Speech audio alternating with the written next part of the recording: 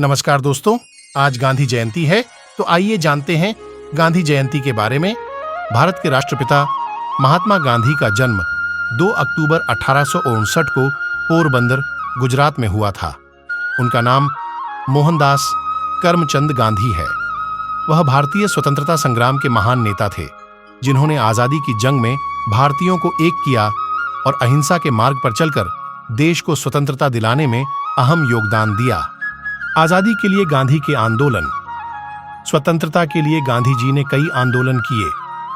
इसमें सत्याग्रह और खिलाफत आंदोलन, नमक सत्याग्रह, डांडी यात्रा आदि शामिल है। गांधी जी ने देश की आजादी की लड़ाई में अहिंसा की सिद्धांत अपनाया।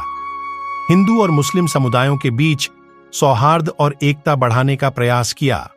स्वतंत्रता के बाद, भारतीय स्वतंत्रता मिलने के बाद गांधी जी ने भारतीय समाज के साथ सामाजिक और आर्थिक सुधार के लिए काम किया और हिंदू मुस्लिम एकता को बढ़ावा दिया।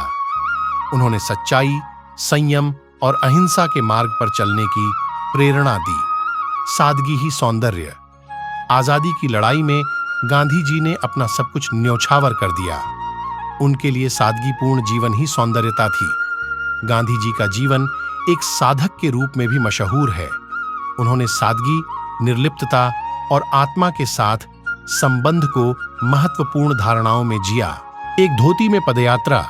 आश्रमों में जीवन व्यतीत करने वाले गांधी भारतीयों के लिए पिता तुल्य हो गए और लोग उन्हें प्रेम व आदर पूर्वक बापू कहकर पुकारने लगे। महात्मा गांधी को राष्ट्रपिता किसने कहा? महात्मा गांधी को राष्ट्रपिता कहने का स्रोत पहली बार सुभाष चंद्र बोस ने दिया था। सुभाष चंद्र बोस ने गांधी जी को राष्ट्रपिता कहकर सम्मानित किया था, क्योंकि भारतीय स्वतंत्रता संग्राम में उनका महत्वपूर्ण योगदान था और वे भारतीय स्वतंत्रता संग्राम के प्रमुख नेता थे। उसके बाद से राष्ट्रपिता का उपयोग गांधी जी के सम्मान में आम तौर से किया जाने लगा। इसलिए हर साल 2 अक्टूबर को महात्मा गांधी के नाम पर मनाया जाता है।